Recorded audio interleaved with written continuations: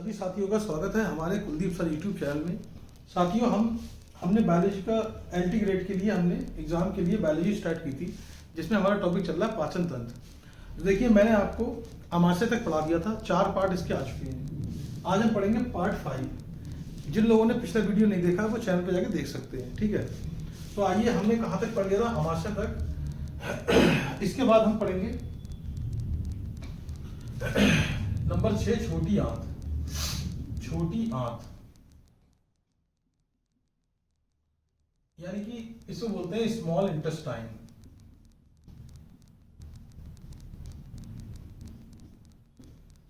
देखिए, मैंने आपको बता दिया था कि अमाशय में क्या होता है, प्रोटीन का सबसे ज्यादा पाचन होता है। वहां पर एंजाइम पाए जाते हैं। कौन से पाए जाते हैं? देखिए, एक आपका पाया जाता है पेप्सिन, ठीक है, जो सिंपल प्रोटीन का पाचन करता है, और एक पाया जाता है रेनिन, जो क्या करता है, दूध में उपस्थित प्रोटीन का पाचन करता है, ठीक है। अब देखिए, भोजन कहाँ एंटर कर गया? छोटी आंत में।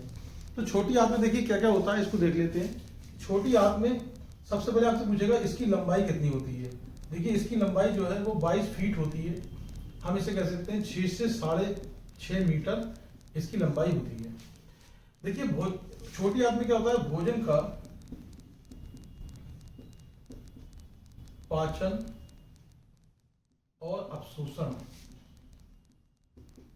भोजन का पाचन और अवशोषण दोनों होता है, ठीक है। यानी कि आप सकते हैं digestion of food and absorption of food. Absorption of food, absorption क्या होता है? देखिए, जो पचा हुआ भोजन होता है, यानी कि पचित भोजन का रुधिर में मिलना, यानी कि ब्लड में मिलना, यानी कि पचे हुए भोजन का रुधिर में मिलना क्या कहलाता है? अवशोषण कहलाता है।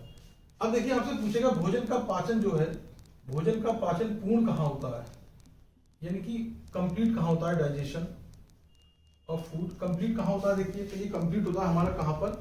ये कंप्लीट होता है हमारा आपका छोटी आंत में, ये कंप्लीट हो जाता है। तो छोटी आंत की लंबाई कितनी है? 22 फीट, ठीक है, 6.5 मीटर लगभग। और भोजन का पाचन और अवशोषण दोनों होता है यहाँ पर।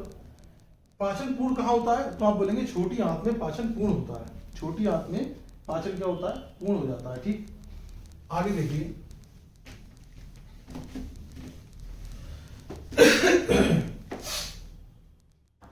देखिए, छोटी आंत के 3 भाग होते हैं। नंबर 1, इसे हम बोलते हैं ग्रहणी, यानी कि इसे बोलते हैं ड्यूडेनम। ड्यूडेनम। बी पार्ट होता है मध्यांत, जेजूनम, जेजूनम कहते हैं। तीसरा पार्ट होता है, सी पार्ट होता है इसका शेषांत। शेषांत is called ileum, is called ileum, ठीक है। देखिए, सबसे छोटा भाग अगर आपसे पूछता है तो ये वाला सबसे छोटा भाग है, ठीक है। सबसे छोटा भाग कौन सा है? ग्रहणी। अब देखिए, यहां पे हम पढ़ते हैं, सबसे पहले ग्रहणी के बारे में पढ़ते हैं। देखिए, ग्रहणी में क्या होता है? देखिए, मैंने आपको बताया कि भोजन का पाचन छोटी आंत में हो जाता है। ग्रहणी में क्या होता है? भोजन का सबसे ज्यादा पाचन होता है। सबसे ज्यादा पाचन अगर आपसे पूछे तो वो कहाँ होता है? ग्रहणी में होता है। कहां पर होता है? ग्रहणी में होता है सबसे ज्यादा पाचन, ठीक है। अब देखिए, होता क्या है कि ग्रहणी में क्या होगा कि एक तो होता है पित्तरस और एक होता है अग्नाशयी रस। अग्नाशयी रस, इसे बोलते हैं बाइल जूस, और इसे बोलते हैं पैंक्रियाटिक जूस। Pancreatic juice. देखिए, मैंने आपको बताया था पित्त रस जो होता है वो संचित कहां पर होता है? वो पित्ताशय में संचित होता है। ये क्वेश्चन आता है एग्जाम में। इसे बोलते हैं गॉल ब्लैडर। क्या बोलते हैं? Gall bladder. और पित्त रस बनता कहां पर है? तो आप बोलेंगे कहां पर? लीवर में, यानी कि यकृत में। अगर आपसे पूछे पित्त रस सिक्रीट कहां से होता है, यानी कि स्रावित कहां से होगा, ठीक है, तो आप पित्ताशय नहीं लगाएंगे, ठीक है। अगर आपसे पूछे सिक्रीट कहां से होता है, तो ये कहां से होता है? लीवर से होता है। कहां सिक्रीट होता है? लीवर से। ध्यान रखेंगे, पित्त रस संचित कहां होगा? पित्ताशय में। बनता कहां पर है? लीवर में। और सिक्रीट कहां से होता है? तो लीवर से। अभी ग्लैंड वाले पोर्शन में पढ़ेंगे इसको। देखिए, अग्नाशय रस कहां से आता है? अग्नाशय से, अग्नाशय पैनक्रियास।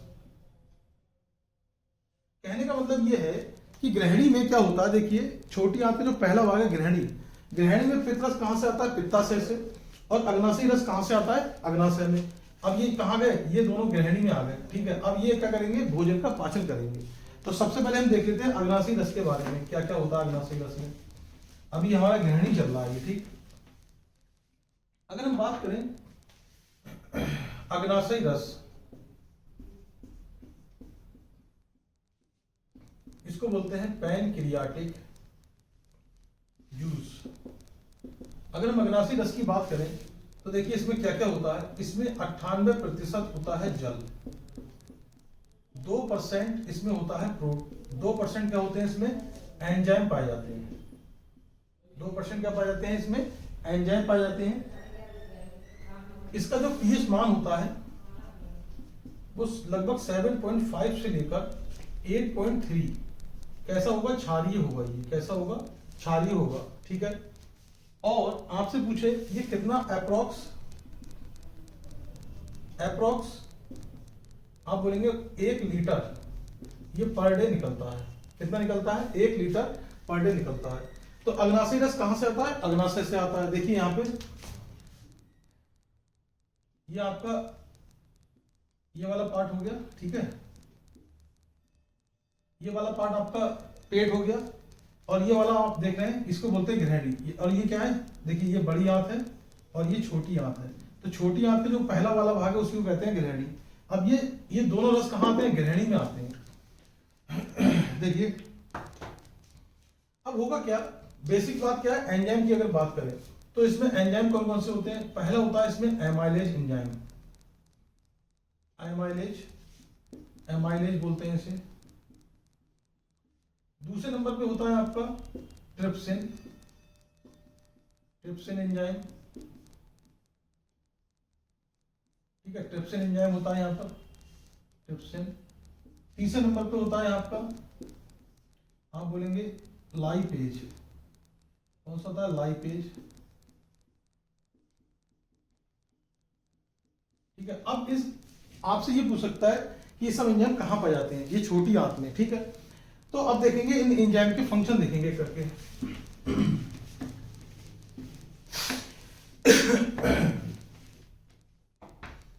जैसे मैंने आपको सबसे पहले बताया था एमाइलेज एंजाइम। देखिए ये क्या करता है? तो आप बोलेंगे ये कार्बोहाइड्रेट का पाचन करेगा। किसका पाचन करेगा? कार्बोहाइड्रेट का। और ये क्या करता है? स्टार्च को कन्वर्ट कर देता है किसमें? माल्टोज में। किसमें कन्वर्ट कर देगा? माल्टोज में। स्टार्च को कन्वर्ट करता है माल्टोज में। आपने देखा कि ये क्या है? ये कार्बोहाइड्रेट है ना, कार्बोहाइड्रेट है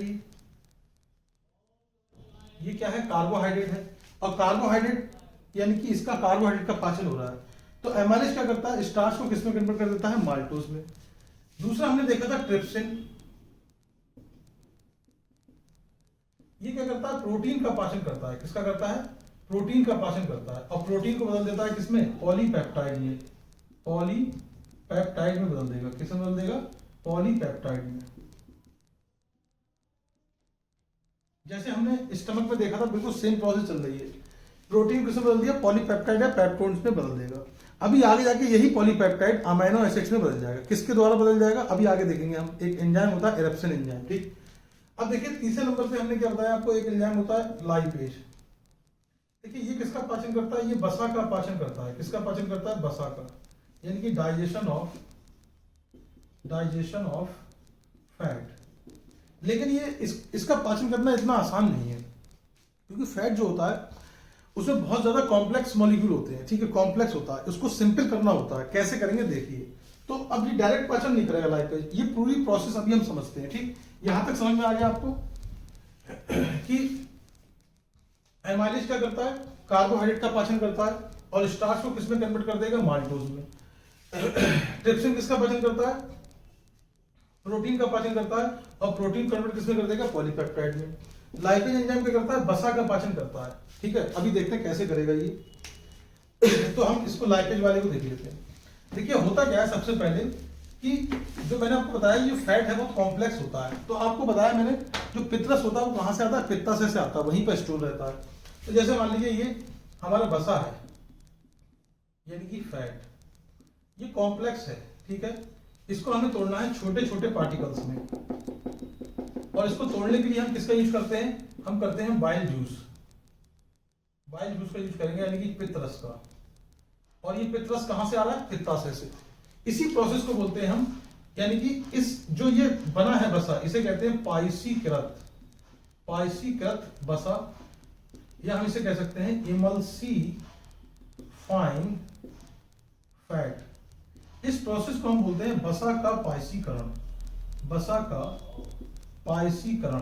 क्या बोलेंगे, बसा का पाइसीकरण, यानी कि इमल्सिफिकेशन, इमल्सिफिकेशन ऑफ फैट। कहने का मतलब कि जो बसा हमारा है वो छोटे छोटे पार्टिकल में टूट गया। अब ये बसा कैसा हो गया, हल्का हो गया, यानी कि सिंपल हो गया।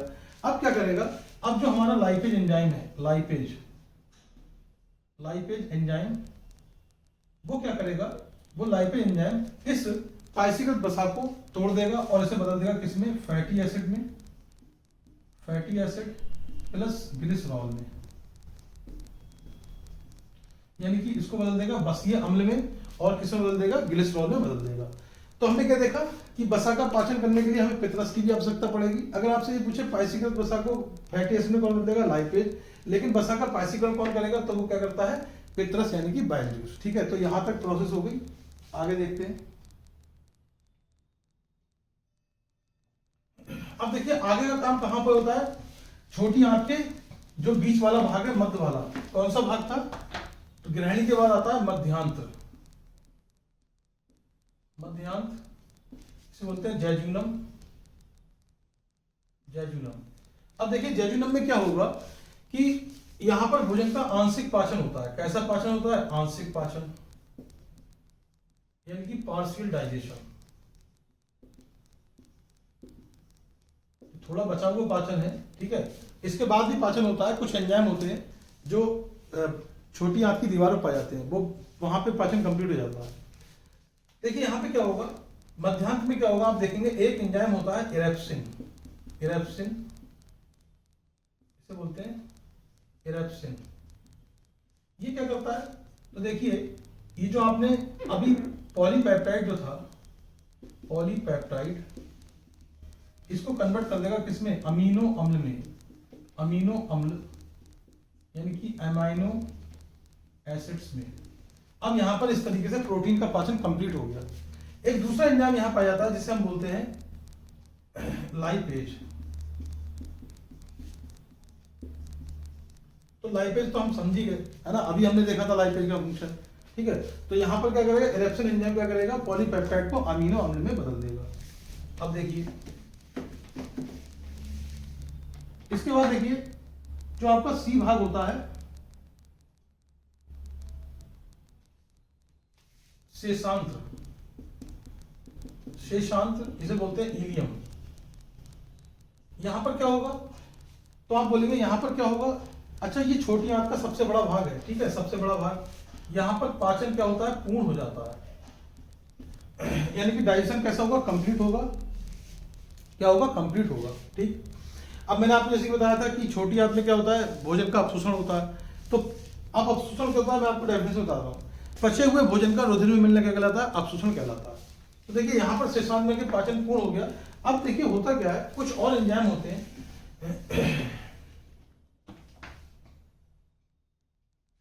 मैं आपसे बोलूंगा छोटी आंत से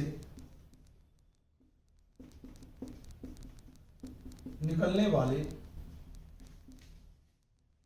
एंजाइम, कुछ और एंजाइम है, जैसे देखिए एक होता है आपका माल्टेज, एक होता है आपका माल्टेज, एक होता है आपका सुक्रेज, एक होता है आपका नंबर 3 गैलेक्टेज, गैलेक्टेज, यानी कि छोटी आंत की दीवारों से कुछ एंजाइम निकलते हैं, इनका नाम है माल्टेज, सुक्रेज, गैलेक्टेज। देखिए माल्टेज क्या करेगा, तो माल्टेज क्या करेगा, मां से माल्टेज, तो इसके माल्टेज मतलब ये माल्टोज, यानी कि ये माल्टोज जो होता है, माल्टोज, जो ऊपर हमने स्टार्च से किसको कन्वर्ट किया था, स्टार्च में माल्टोज में कन्वर्ट किया था। ठीक है, अब यहाँ पे माल्टोज किसमें कन्वर्ट हो जाएगा, तो आप बोलेंगे ग्लूकोज, दो ग्लूकोज बनेंगे, ग्लूकोज प्लस ग्लूकोज कन्वर्ट हो गया ये ग्लूकोज प्लस ग्लूकोज में। तो आप बोलेंगे maltase enzyme convert maltose into glucose plus glucose. अब देखिए सुक्रेज क्या करेगा, तो आप बोलेंगे सुक्रोज को, अभी हम पढ़ेंगे पोषक तत्व में कि सुक्रोज क्या होता है। ठीक है, माल्टोज क्या है, सुक्रोज क्या है। ठीक है, कार्बोहाइड्रेट में आता है ये सब। ठीक है, करेगा सुक्रोज को, ये सब शुगर है, ठीक है, कार्बोहाइड्रेट है ये सब। ठीक, तो सुक्रोज को बदल देगा किसमें, आप कहेंगे glucose plus fructose, glucose plus fructose में बदल देगा। नेक्स्ट देखिए आपका गैलेक्टोज है, तो ये क्या करता है, गैलेक्टोज,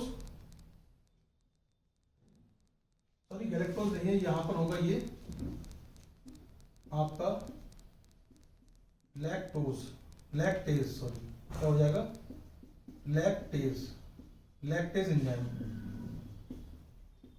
क्या हो जाएगा, लैक्टेज एंजाइम। ये लैक्टेज क्या करेगा आपका, तो ये आपको बदल देगा लैक्टोज को, लैक्टोज को बदल देगा किसमें, आप बोलेंगे glucose plus galactose, galactose, glucose plus galactose में।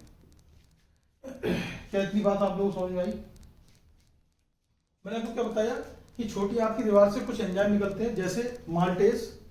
ठीक है, माल्टेज क्या करता है, माल्टोज को कन्वर्ट करता है ग्लूकोज प्लस ग्लूकोज में, दो ग्लूकोज बनेंगे। सुक्रेज एंजाइम क्या करेगा, सुक्रोज को कन्वर्ट कर देगा ग्लूकोज प्लस फ्रक्टोज में। लैक्टेज क्या करेगा, कन्वर्ट कर देगा लैक्टोज को ग्लूकोज प्लस गैलेक्टोज में। ठीक है, तो यहां तक बात समझ में आ गई। अब देखिए आता है हमारे पास बड़ी आंत, नंबर 7 लिखेंगे आप, बड़ी आंत।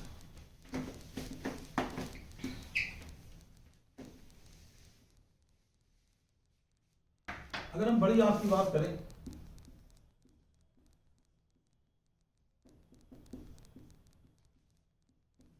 तो देखिए इसकी जो लंबाई है वो लगभग 5 फीट होती है। कितनी होती है, 5 फीट, या फिर 1 से लेकर 1.5 मीटर। अब देखिए ध्यान देंगे, इसकी चौड़ाई ज्यादा है इसलिए बड़ी आंत है, मतलब इसका आप कह सकते हैं इसका डायमीटर कैसा होता है, ज्यादा होता है इसलिए बड़ी आंत है, और उसका डायमीटर कम होता है तो वो कैसे, इसलिए हम उसे कहते हैं छोटी आंत। अब देखिए बड़ी आंत के भी 3 भाग होते हैं। ठीक है, बड़ी आंत के भी 3 भाग हैं,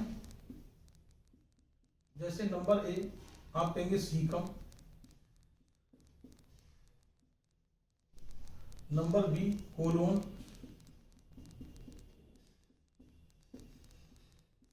नंबर सी मलाशय, इसे कहते हैं रेक्टम।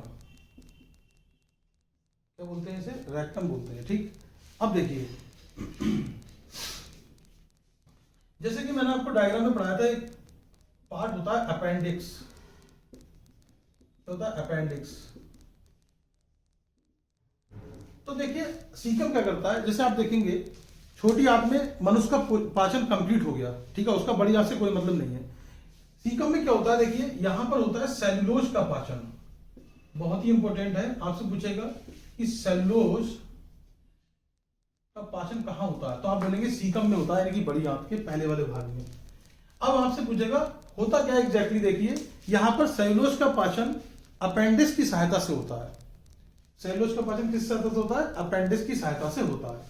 तो आपने देखा होगा जानवर वगैरह ये घास वगैरह खाते हैं, ठीक है, तो सेलुलोज वगैरह खाते हैं, तो इनका पाचन यानी कि जानवर पाचन कहां पे होगा, मतलब ये एनिमल के केस में है, एनिमल के केस में पाचन कहां होता है, तो आप बोलेंगे कहां होता है, सीकम में पाचन होता है, यानी कि सीकम में सेलुलोज का पाचन होगा, और किसके द्वारा होता है, अपेंडिक्स की सहायता के द्वारा होता है।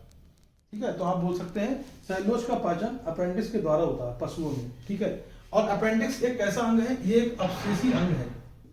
कैसा अंग है, अपसेसी अंग है। ठीक, देखा होगा मनुष्यों में भी होता है तो बहुत दर्द करता है, ठीक है। एक क्या है, अपसेसी अंग है। अब देखिए कोलोन आपसे पूछता है इसका क्या काम है, ये जल का अवशोषण करता है। किसका अवशोषण करेगा, जल का अवशोषण, यानी कि एब्जॉर्प्शन, एब्जॉर्प्शन ऑफ वाटर। ध्यान दीजिए जो किडनी होती है वहां भी होता है, ठीक है, और यहां भी होता है। वो हम पढ़ेंगे क्या कहते हैं किडनी वाले चैप्टर में। अभी यहां समझ लीजिए इतना कि कोलोन काम क्या है, जल का अवशोषण करना। अब देखिए मलाशय क्या होता है, ये बड़ी आपका लास्ट वाला भाग है।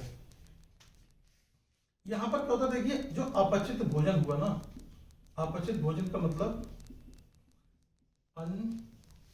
Undigestive food. कहने का मतलब ये है कि भोजन पच गया, अब क्या बचा, अपचित भोजन बचा, ठीक है। वो कहाँ स्टोर हो जाता है, जाके मलाशय में। देखिए मलाशय में क्या होता है, एक बैक्टीरिया पाया जाता है जिसे हम कहते हैं ई कोलाई, इस्चीरिया कोलाई बैक्टीरिया। ये क्या करता है, इस अपचित भोजन को मल में बदल देता है। किसमें बदल देगा, मल में, यानी कि फीसिस में बदल देगा, ठीक है। और मल जो है वो गुदा द्वार के द्वारा शरीर से, यानी कि एनस के द्वारा शरीर से बाहर निकल जाता है। तो ये आप समझे, कहने का मतलब ये हुआ कि ये जो ई कोलाई है ये उस पर रहता है, ठीक है, और उसको किसमें बदलता है, मल में बदल देता है। अच्छा ये शरीर में और क्या काम करता है, तो आप बोलेंगे ये जो ई कोलाई बैक्टीरिया है ये शरीर में विटामिन B12 और विटामिन के का संश्लेषण भी करता है। वेरी वेरी इंपॉर्टेंट, ये आपसे पूछ सकता है एग्जाम में।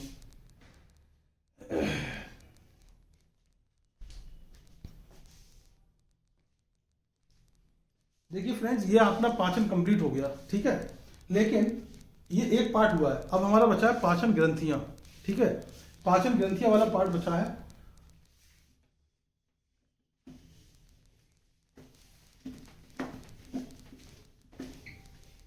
तो हम पाचन ग्रंथियां देख लेते हैं, ठीक है। आप बोलेंगे पाचन ग्रंथियां,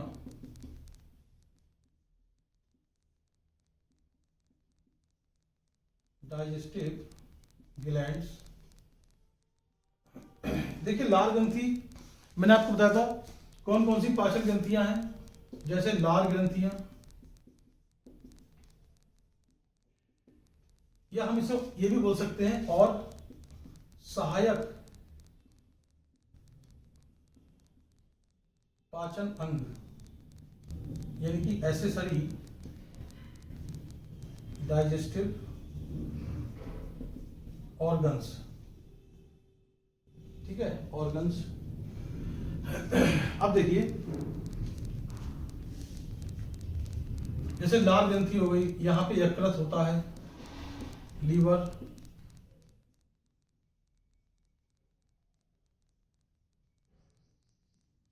जैसे यहां पित्ताशय, पित्ताशय इसे बोलते हैं गॉल ब्लैडर, गॉल ब्लैडर, ठीक। अग्नाशय, अग्नाशय हमने पढ़ ही लिया, पेनक्रियाज, और इसको हम एंडोक्राइन सिस्टम में और डिटेल पढ़ लेंगे, ठीक है। अग्नाशय हो गया, इतने ही मैंने शायद आपको स्टार्टिंग बताए थे। देखिए हम यहाँ पे क्या क्या पढ़ चुके हैं, पित्ताशय हमने वहीं पढ़ लिया, अग्नाशय भी पढ़ लिया, थोड़ा बचा हुआ लाल ग्रंथियां पढ़ ली, पित्ताशय हम पढ़ेंगे, सॉरी ये यकृत और पित्ताशय के बारे में पढ़ते हैं। देखिए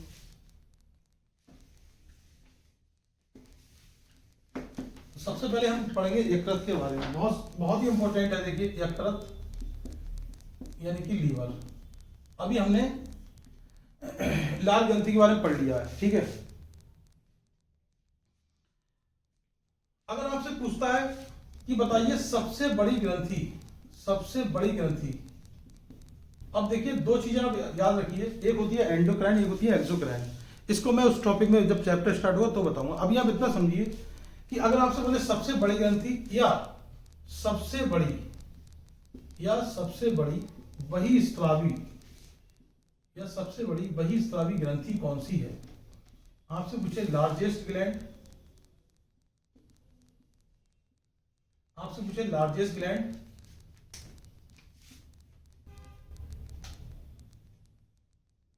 लार्जेस्ट ग्लैंड, या आपसे पूछे लार्जेस्ट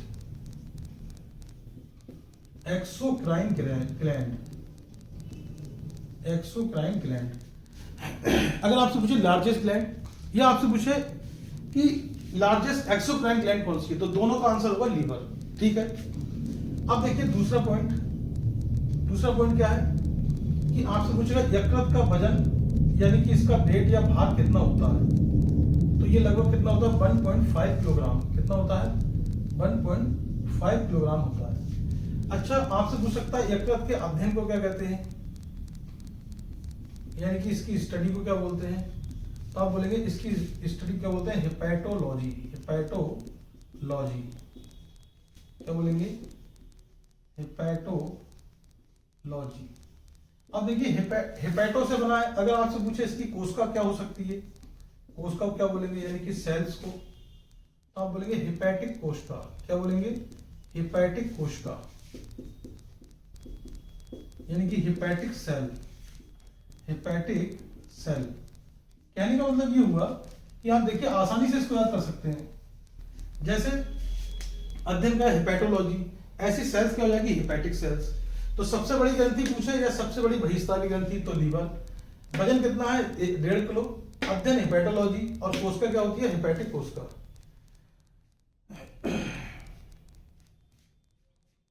आगे देखिए, अब देखिए इस एग्जाम में इसके फंक्शन आते हैं, यानी कि यकृत के कार्य क्या है, यकृत के कार्य हम बोलेंगे फंक्शन ऑफ लीवर। देखिए सबसे पहले मैंने आपको बताया था कि पित्त का निर्माण,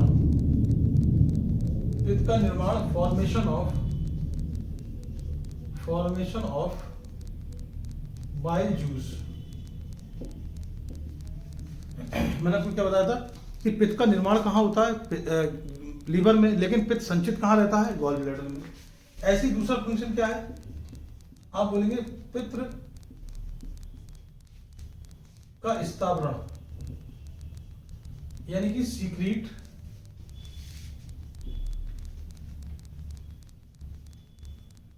बाइल जूस। अगर आपसे देखिए ध्यान रखेंगे, अगर आपसे पूछे कि सीक्रेट कहां से होता है, तो भी कहां से होता है, लीवर से। और क्या फंक्शन हो सकता है, यूरिया का निर्माण करना, यूरिया का निर्माण, यानी कि फॉर्मेशन ऑफ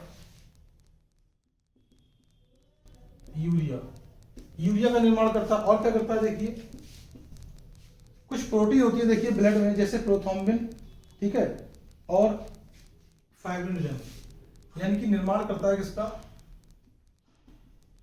फाइब्रिनोजन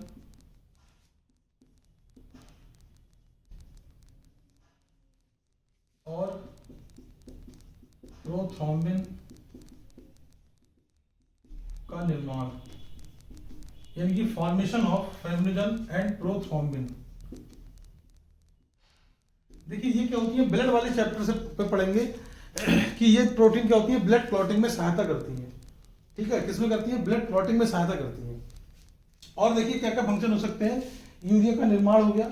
अच्छा, एक बहुत इंपॉर्टेंट फंक्शन है, यकृत क्या करता है, हिपैरिन का निर्माण करता है, हिपैरिन का निर्माण करता है, हिपैरिन का निर्माण करता है। आप बोलेंगे फॉर्मेशन ऑफ हिपैरिन।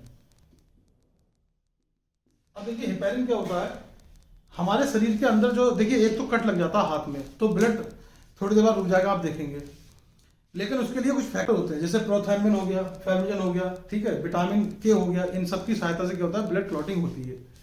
लेकिन हमारे शरीर के जो अंदर ब्लड बह रहा है वो क्लॉट नहीं होता है due to the presence of heparin. ठीक है, अब मान लीजिए किसी की क्लॉटिंग हो गई अंदर, तो उसे एंटी हिपैरिन दिया जाता है। तो पहला फंक्शन क्या है, पित्त का निर्माण करना, पित्त का स्त्रावण करना, यूरिया का निर्माण करना, फाइब्रिनोजन और प्रोथ्रोम्बिन का निर्माण करना, हिपैरिन का निर्माण करना। अब देखिए कुछ हमारे विटामिन होते हैं, ठीक है, उनका संचयन भी कहाँ होता है, तो आप बोलेंगे विटामिन ए, डी, ई, के एंड B12 का संचयन, यानी कि इनका जो स्टोरेज है वो कहाँ होता है, वो भी कहाँ होता है, लीवर के अंदर होता है। कहाँ होता है, लीवर के अंदर। ठीक है, तो ये हमने किसके बारे में पढ़ लिया, लीवर के बारे में पढ़ लिया। ठीक, आगे देखते हैं। आज ये चैप्टर कंप्लीट हो जाएगा, इसका लास्ट बचा हमारा पित्ताशय। आज ये पित्ताशय के बारे में देखते हैं।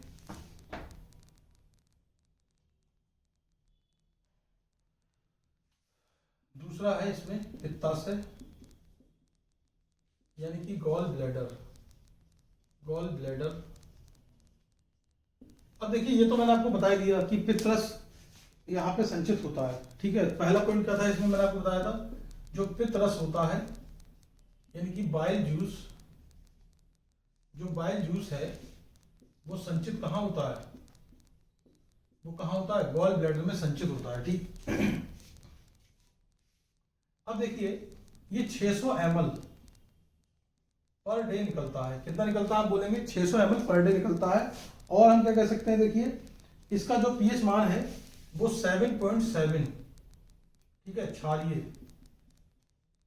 कितना होता है, नॉर्मल स्टेज में बता रहे हैं। अगर आपसे पूछे कि बता दीजिए कि जब ये डक्ट में है 7.9 से लेकर 8.5, जब ये कहां पर होगा, डक्ट में है, तो अगर ये साधारण अवस्था में कितना होता है 7.7, ये भी क्षारीय होगा। और जब ये डक्ट में होता है तो कितना होता है 7.9 से और 8.5। ठीक, जब ये डक्ट में है। अब आगे देखिए, अब देखिए जो पित्तरस होता है उसमें एंजाइम नहीं पाए जाते हैं, उसमें लवण पाए जाते हैं जो वसा को तोड़ने का काम करते हैं। देखते हैं यहाँ पे, यानी कि जो पित्तरस है उसमें एंजाइम नहीं पाए जाएंगे। ठीक है, एंजाइम नहीं होंगे, इसमें क्या होंगे, लवण होंगे। क्या पाए जाएंगे, लवण।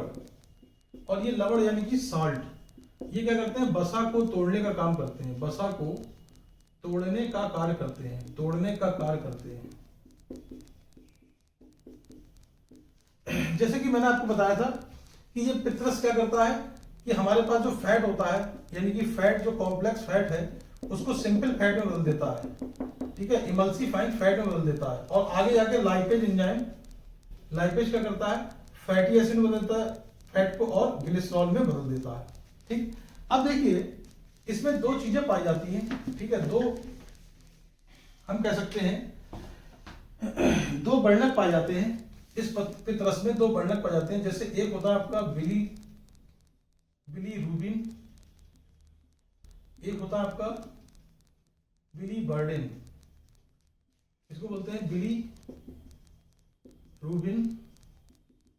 और एक होता है आपका बिलीबर्डिन। देखिए इन दोनों का ये क्वेश्चन आएगा आपसे कि इन दोनों का जो अवशोषण है ना, इन दोनों का जो अवशोषण है इसको मैनेज करता है कौन, लीवर। तो इन दोनों का अवशोषण कौन करता है, लीवर, यानी कि एब्जॉर्प्शन। अगर आपसे पूछे कि इन दोनों का अवशोषण कौन करता है तो वो लीवर करता है। ठीक है, अब होगा क्या, देखिए अच्छा इसका रंग कैसा होगा, पीला होगा। कैसा होगा, पीला। इसका नाम ही है देखिए क्या, रूबिन, बिलीरुबिन। तो इसका रंग कैसा होता है, पीला होता है। और बिलीबर्डिन का रंग कैसा होगा, हरा, यानी कि ग्रीन। इसका रंग कैसा होगा, येलो। देखा होगा आपने, अगर ये बढ़ जाता है, इसी के बढ़ने से अगर ये बढ़ा तो क्या होता है, पीलिया हो जाता है, यानी कि जॉइंटिस कहते हैं उसे, जॉइंटिस। तो आप देखिए अगर आप पढ़ेंगे बुक में तो लिखा होगा, ये क्वेश्चन आता है कि पीलिया रोग का संबंध किससे है, लीवर से है। किससे है, लीवर से, क्योंकि लीवर इसको अवशोषित नहीं कर पाता है। और फिर क्या होता है, जो बिलीरुबिन होता है वो शरीर में फैल जाएगा और शरीर कैसा होगा, पीला हो जाएगा। तो इससे कौन सा रोग हो जाता है, पीलिया रोग हो जाता है। ठीक है, फिर मैंने आपको बता दिया यकृत इन दोनों को क्या करता है, अवशोषित करता है। कौन करता है, यकृत। ठीक है,